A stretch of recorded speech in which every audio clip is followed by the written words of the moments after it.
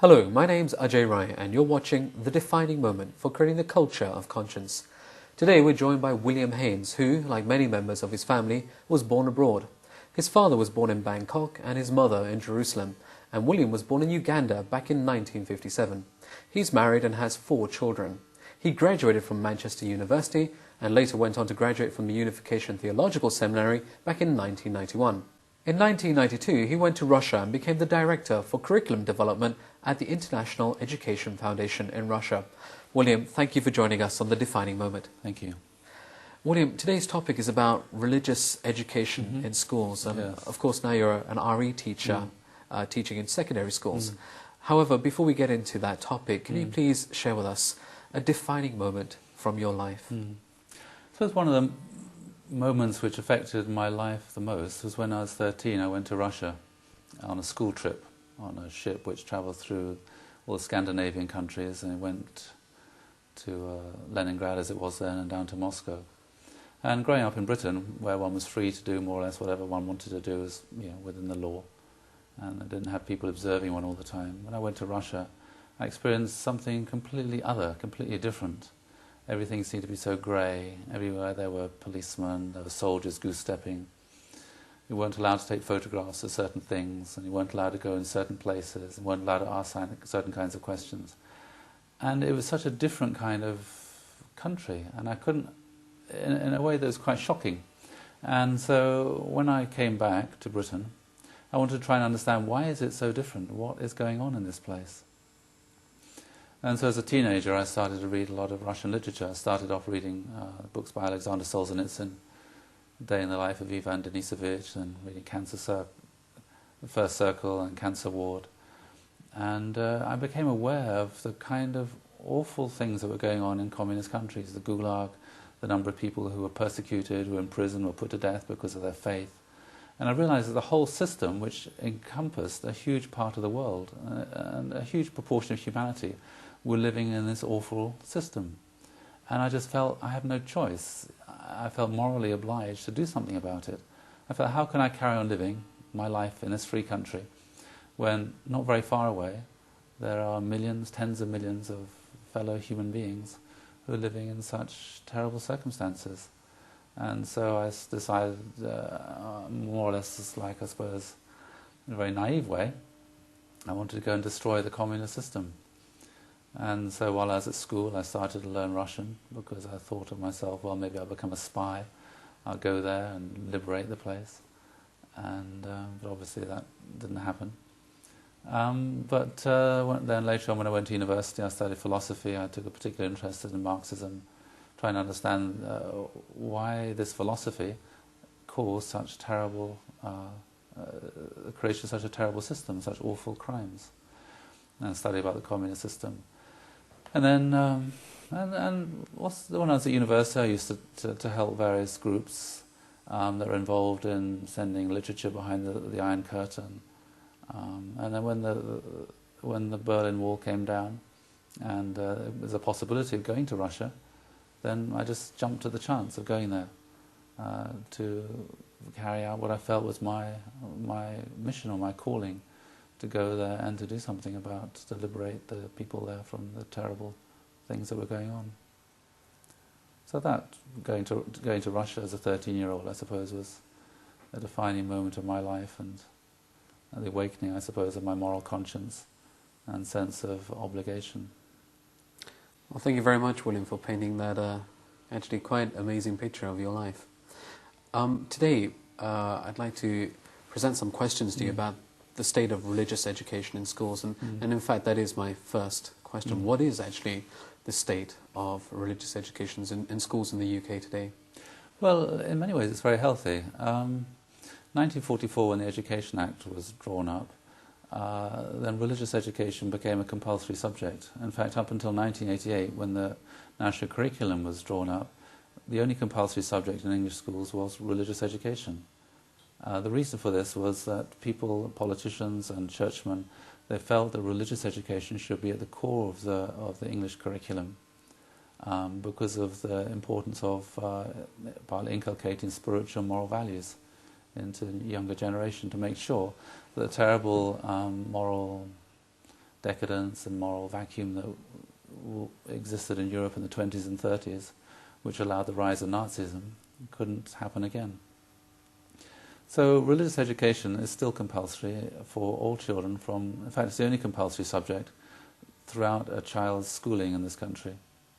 And in terms of the popularity of the subject, it's the fastest growing GCSE and A-level in terms of popularity, because lots of young people today are very interested in these kind of questions, and the RE curriculum itself is very interesting. Well, that leads right to my next question, because I was just about to ask. I mean, are young people really responding? Because I remember in my time in high school, essentially, it was one of those kind of subjects you just did at the kind of, you know, at the back end of your kind of school week, rather than something that was really looked upon as, you know, being essential learning. Well, it varies a lot from school to school. I mean, it is compulsory, but some schools, they basically flout the law because they don't create space in the timetable for RE. But in most schools, it has the same status as history or geography in terms of timetabling. The curriculum itself has changed a lot from when you were at school. It's a lot more interesting now. And I think that helps a lot, and because it's so interesting. And what's the reaction you get from other teachers? Are they also giving it that credibility in that respect? Yes, most teachers. All teachers are happy if they had children that were well behaved and were interested in learning. And so, even if they don't believe in God, they see RE as trying to foster the moral development and moral formation of children, so they become concerned and interested in developing a purpose in life and being well behaved and being well mannered. And so, generally speaking, most teachers support RE in the curriculum, yes. Well, let's look at the subject itself. Obviously it's teaching about religion, but what are the world faiths that it actually does teach, and what are the faiths that it doesn't or chooses not to teach, and why? Well, in Britain, what is taught in schools is determined by what's called the Standing Committee on Religious Education, which is a local body with representatives from the local religious communities, and they decide what the curriculum is that should be taught in the local state schools. And generally speaking, there are 6 religions which are taught. That's Christianity, Judaism, Islam, Hinduism, Buddhism and Sikhism, because those are the ones with the largest followings, largest communities in this country. And then 50%, or at least 50% of the timetable has to be given to Christianity, because obviously for historical, cultural reasons, it's by far the largest faith in this country. Other religions that aren't taught, well, there's just a lot of the problem is just the problem of timetabling. You can't. There are hundreds of different religions. You can't teach them all. There are hundreds? Well, different religions. Some of them are very, very small. There are lots of different new religions, and there's nobody that knows all the religions. So basically, it's just these 6 major religions that are taught. And do you find, obviously, in teaching about those religions, that there are fundamental values or common denominators between them that seem to crop up again and again, and therefore you find yourself reinforcing a certain set of values that they share, or is it completely a mixed bag? No, the basics are very, very similar. I mean, apart from Buddhism, which doesn't talk about whether God exists or not, because Buddha said that wasn't important. What's more important is discovering, finding enlightenment, personal enlightenment, and what's more important to achieve that is the way you live your life. So he wasn't interested in theology. But all the other ones, they talk about God. They all talk about the oneness of God, except Hinduism, which has many gods, but behind this one God, there's the one. Behind the many gods, there's one God. So there are very many similarities. But also ideas of what is right and wrong is very, very similar. And so when I talk to children, I explain to them, well, actually all religions teach that stealing is wrong, sex of 4 or outside marriage is wrong, murder is wrong. So it's not just a matter of my opinion against your opinion. If they want to disagree and say, well, actually sex before marriage is fine, then that's their opinion. But weighted against that is the wisdom of all these different religions and some of the greatest people in human history. So yes, there is this sense that they can see that yes, all religions teach more or less the same, or uphold more or less the same moral values. So why is it important then for young people to study the world's religions? Well, the different aspects of that, in RE in Britain, there's what's called two attainment targets. One is to learn about the religion, but also to learn from the religion. So through engaging with these different religions, it's an opportunity for children to be able to develop their own spiritual and moral awareness and to develop spiritually and morally themselves. To ask questions like why, what is the purpose of life? Why did God create the universe? Or what is right or what is wrong? Or why does God allow suffering? These are questions that all human beings ask themselves at some point in their life. But when one studies religion, one has the opportunity to engage in dialogue or conversation with some of the wisest, most thoughtful, most profound people in human history, and to be able to encounter them oneself, as opposed to just the kind of people one might meet in the classroom, on the playground, or in the local media. One has the opportunity to engage Jesus, Moses, Muhammad, Buddha, and find out what they said about these questions. And so that's why it's very beneficial for children to be able to explore these questions in an educational setting and to be able to come into contact with these kind of this sort of wisdom. Another reason why it's good for children to be able to learn about or study the world's religions is to try and understand the world in which they live. And whether one is religious or not, if one watches the news or reads the newspaper, you can see religions coming up all the time in terms of conflicts, sometimes in good situations, sometimes in bad situations. And if one wants to understand what is going on in the world, one has to understand why do these people do the things they do, what makes them tick, why are they so passionate about this. And so whether one believes in God or not, I think that everybody should have the chance, who should know about religion so they can understand the world in which they live. And also to understand one's country, one's literature, the paintings, the artistic works, the architecture, the history, what makes the kings make the decisions they made. Again, one has to understand the religious background because it's religious values, particularly Christianity, that informs British society and British culture in ways that are very profound. People often don't notice. And again, sometimes people say, well, I'm going to become a hairdresser. Why should I learn RE? Well, I said, well, you don't know who your customers are going to be. There may be people of different religions and they may want to talk about this. And if you can have a good conversation with your customers about what they believe in and what they think, you can have some good customers. Whether you believe in it or not, you need to, I tell children, you need to study religion just to understand yourself and understand the world in which you live. I have to say, William, I think the school where you're teaching, they're extremely fortunate to have someone like yourself who's not only knowledgeable but passionate about the subject actually teaching at the school. I certainly remember my experience of learning about RE at school. The teachers didn't seem that interested. It just seemed like they were doing the job because there was nothing perhaps better for them to teach or that they could teach at school. So where are the next generation of religious education teachers going to come from? There is a shortage of RE teachers, you're right. In the past, people who are RE teachers were often people of a particular faith who wanted to inculcate their faith into children.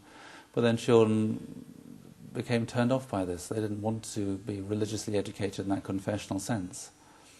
Now the curriculum is very, very different, and so it brings into RE people who are interested in religion, not in the sense of wanting to convert other children, but just wanting to teach and give children the opportunity to understand and to learn about religion, motivated not by converting to one faith or another, but just wanting them to be able to explore these different faiths for themselves.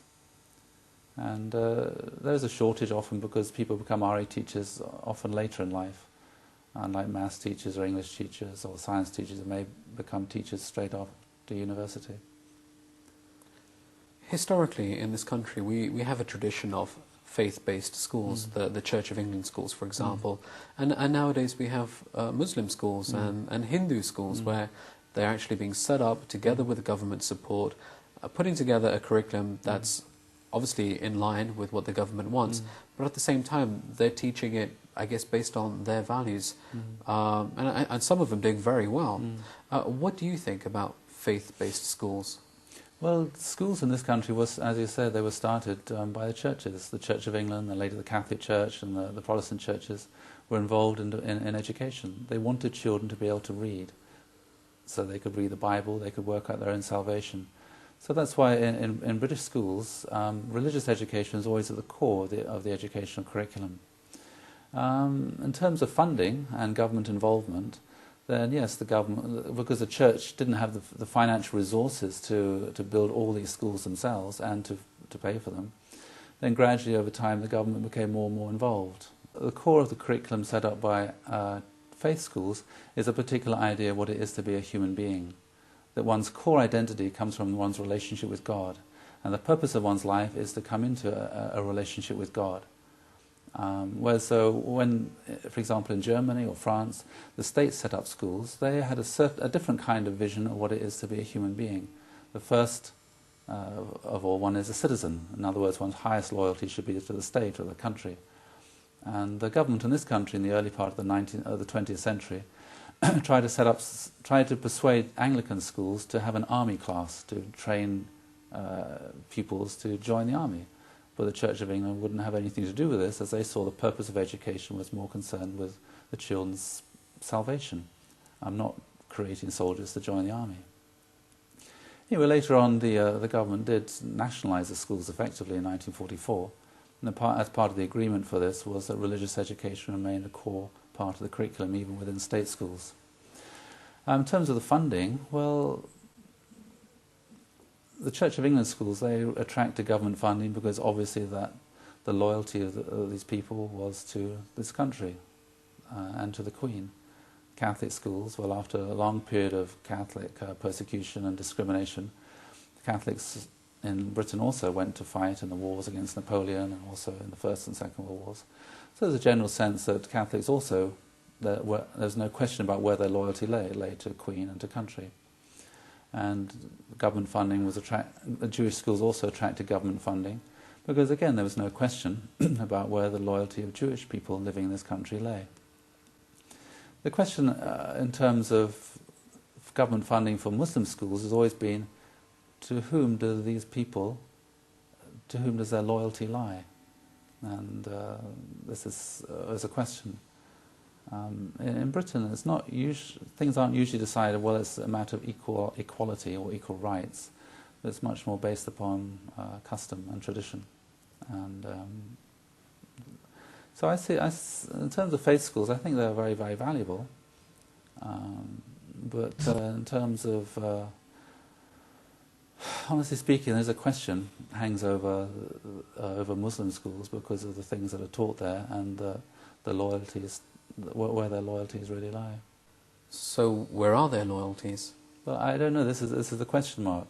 So, for example, after the Reformation in Britain, the loyalty of Catholics to the Queen and to England was also questioned, particularly when the Pope issued a proclamation that he said it was the moral duty of every Catholic to try to assassinate the Queen Elizabeth.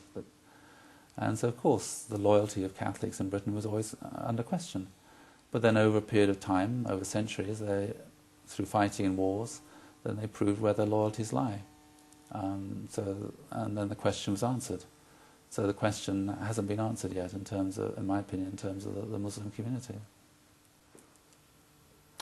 That kind of leads on to my next question, because anyone who's teaching any subject, particularly if it's religion at school, in order to be able to teach that, I would say you would have to some extent, believe it. So can you teach something if you don't really believe in it? Well, there's different things. You can teach, different levels of teaching you can teach about it, in which case you can present it all very factually. There are lots of things one doesn't need to believe in to teach them, to teach about them. My own approach to religious education, I try to enter into this particular faith and try to present it in its best light. So in a way which is persuasive to children, so that they can see. I don't criticize it, but I present it in a way that try to awaken children's interest in this particular religion, this particular faith. So then, what or how do you teach about good and evil? Well, again, that's a religious concept. So. Yes, it is. Yes. So there are different parts of the curriculum cover this topic. One is, where does evil come from? And so one looks at different religions have different stories about the origin of evil, where evil comes from, and so one explores the different stories with children, try to get them to think about them, which ones make the most sense, which ones are able to explain human experience the best. So that's one aspect, is looking at the myths of the origin of evil. The other aspect is seeing what do religions say is right and wrong. And so, yes, present and teach about the Ten Commandments, get children to try to understand why Jews believe this is wrong, or why they believe this is wrong. And sometimes children say to me, "Oh, I disagree. I think that's rubbish." I say, "Well, that's not a very intelligent way to approach this. You may disagree, but you should say why. Why do they believe this?" Because religious people often believe things which are really peculiar. And I try to encourage my children not to dismiss it, but to try to understand why they believe this. Try to enter into the mind, the heart, the soul of a believer, to try to understand the religion from the inside, as opposed to just dismissing it. "Well, that's not what I believe, it's not what I agree with." But just always try to get children to always ask why. And then, why do they believe that this is wrong? Why do they believe that this is right? And then when they look at the reasons, they say, "Oh yes, there's something in that." So it's not just saying, "Well, this is right and this is wrong," but trying to get the children to understand why, the reasons why different faiths say this is right and this is wrong. So you're encouraging the discovery of other faiths? Oh yes, definitely. Well, how about interfaith? I mean, interfaith is something that we see banded around. It has many different forms and guises in the community. Interfaith work, interfaith community. But is it actually, do you see interfaith as a good thing, or is it simply just a buzzword of our time? Well, the kind of people often involved in interfaith are often people who are rather liberal within their own particular faith. People who are, I suppose, core members or hardliners or fundamentalists often don't get involved in interfaith kind of activities, which is a pity. Because I see interfaith as you're just sharing your faith with somebody else. You don't have to agree with it or disagree with it, but you listen, you try to understand what that person believes from the inside. And I think just having a conversation with a person who believes something different from myself is always very rewarding. It's enriching to meet people who believe things that are different than what I believe. There's not a single religion I've ever studied that I haven't benefited from and gained from and learned something from, which hasn't actually complemented and supplemented and filled in holes in my own faith. Finally, William, I know that teaching in itself provides a journey for discovery and learning. What have you learned in your journey as a teacher of RE in schools? I think to delight in the spiritual moral development of children. I remember one GCSE course I was teaching, the main focus is upon Christianity, but there's a Sikh boy in that class. And we often used to engage in conversation, he used to ask me about different questions, this and that and the other. At the end of the 2 years, he said that because of the course and the way in which what he'd learned in that course, he was then going to join the Khalsa. He wanted to dedicate himself and become a dedicated Sikh. And I was so happy that even though the main topic of our conversation was Christianity, it was wide enough and broad enough to be able to engage him such that he went more deeply into his own faith and decided that he wanted to understand it more and wanted to commit himself to the Khalsa, to becoming a dedicated Sikh, to commit and dedicate his life to God in his own way, and I was very happy about that. And there's other people who came along and said I remember one girl whose family were Jehovah's Witnesses. She hadn't been to church for many years, but through the course, she said now she told me the day before she'd gone and told her grandmother she wanted to go to church. Her grandmother's really happy, and she's going back to the Jehovah's Witness Kingdom Hall.